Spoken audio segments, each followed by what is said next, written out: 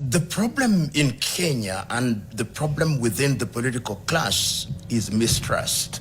Yeah. That is the problem. There is nothing wrong. That is why we complain.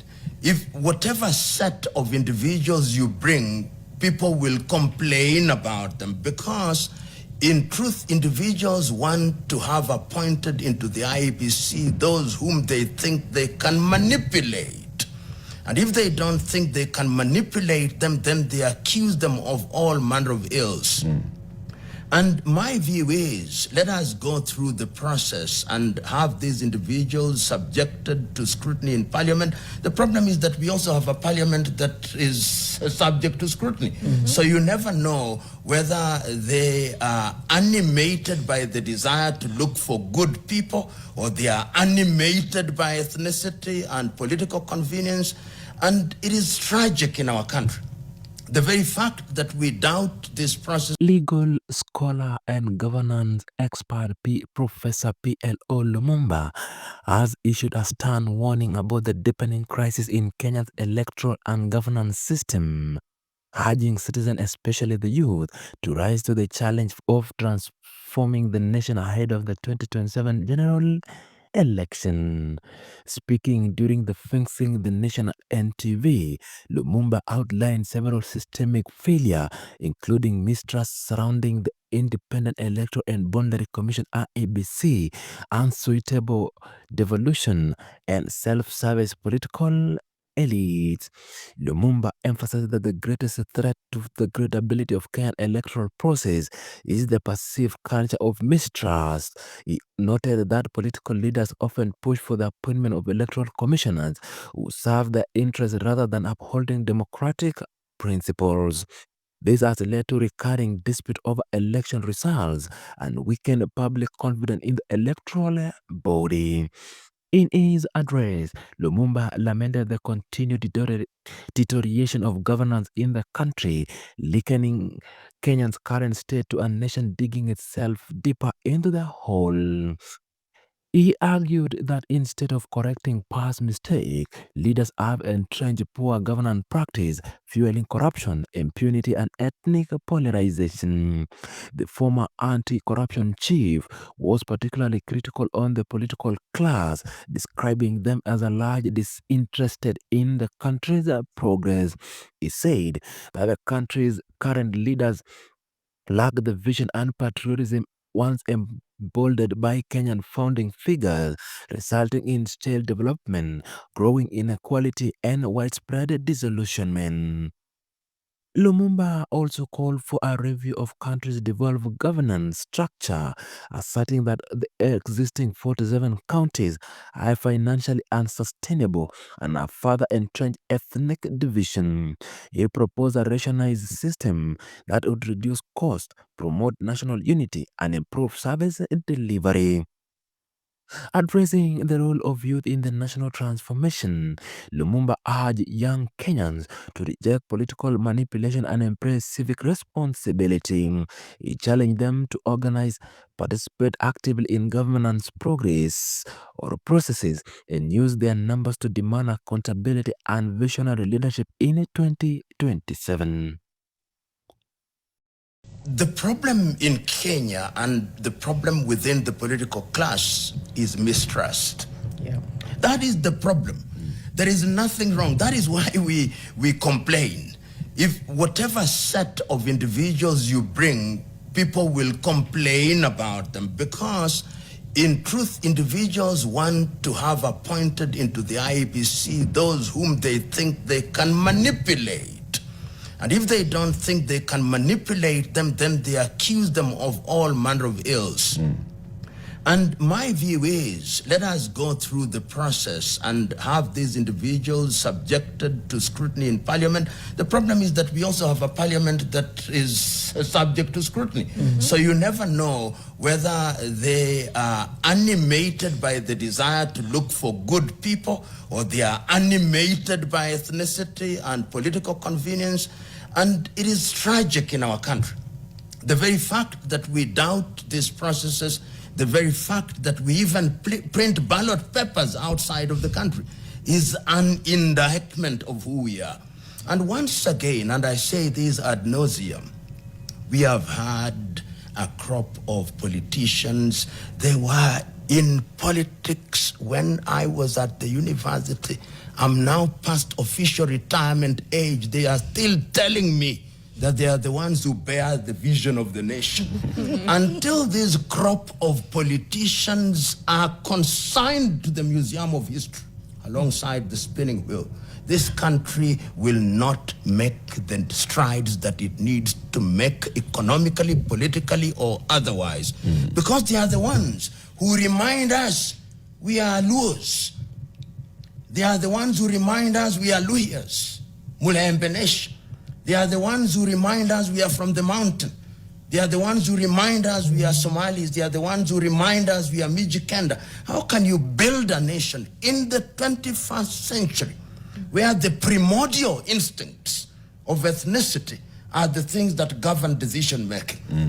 And that is how you look at IEBC. You look at the composition of IEBC, there are only 6 of them. Somebody say, but there is no Borana.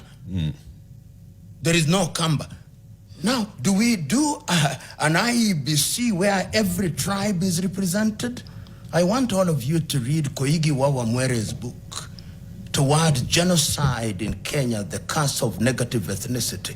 And Koigi, to his credit, says effectively what I'm saying, that our problem in questioning every activity, including composition of public institutions, is informed by our ethnic inclination, as reminded always by our ethnic kingpins.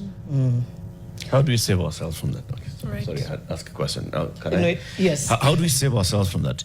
Just going with this IEBC, on the show, when the selection panel was about to start its work, we interviewed the chair of the selection panel. And when they started, we kept saying that it's upon all of us as Kenyans to actually watch what they're doing. That to hold them accountable, we had to look at the names that they're publishing as shortlisted candidates. We look at them, we look at how they're performing at the interviews, and let's come up with our own way of saying we can sense that this process is sober. That has not happened. Now we sit back here and we're listening to the kingpins, as you call them, when they say this is right, this is wrong, and we are likely to be swayed by what the politicians are going to say. How do we fix this of ourselves ahead of the next election? You know, Latif, when I hear somebody says, because somebody knows somebody, if you are good to be appointed into the IEBC or any public body, you must have built a profile over time. You must have met people. You must have met individuals in high places. So the mere fact that I know the president, or that the president knows me, or that somebody is a cousin, is not a basis for disqualification. I want to hear that the individual who has been nominated is an individual who has an irredeemable criminal past, or is an irredeemable corrupt individuals. The fact that he's known to this and that, to me, is not an issue. My view is these individuals should be subjected to the process that is prescribed in the Constitution, and once they take the oath of office, they should now recognize that they have a higher duty and that they are not beholden to the appointing authority. But you and I know, PLO, that the water has already been muddied. They will go through a vetting by Parliament, but questions will remain. And as we head closer and closer to 2027, those questions will keep coming back.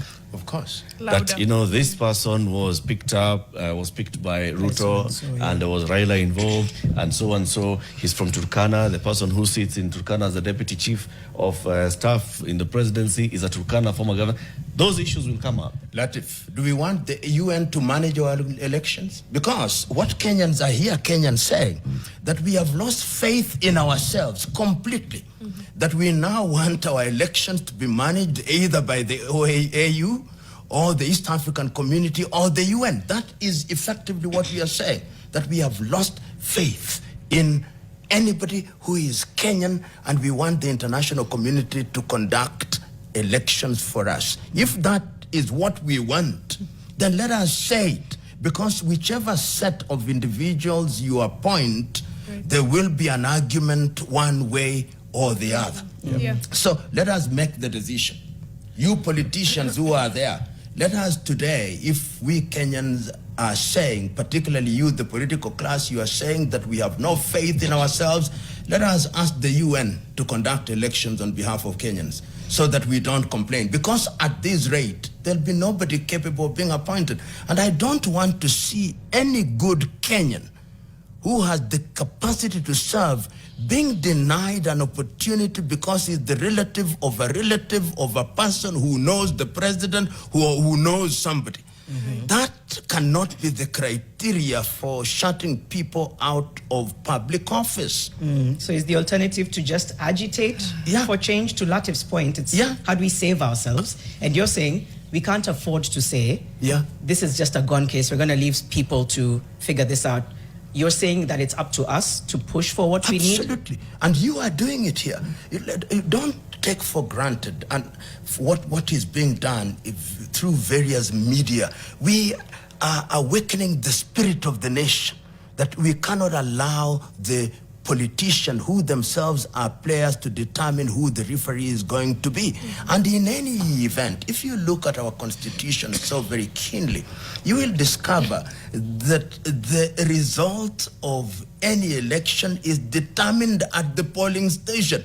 This thing that we do every 5 years at the Bomas of Kenya has no constitutional basis. If we were to have that done, and you look at other countries which have done it very well in Africa, Botswana, look at Namibia. How do they do it? Because they have trust. You'll say they are smaller nations, almost mono-ethnic, but that is not an argument. It means that the spirit of integrity is upheld. The politicians are beholden to the legal system. In Kenya, unfortunately, we have bred a crop of politicians in this country who actually believe they're above the law.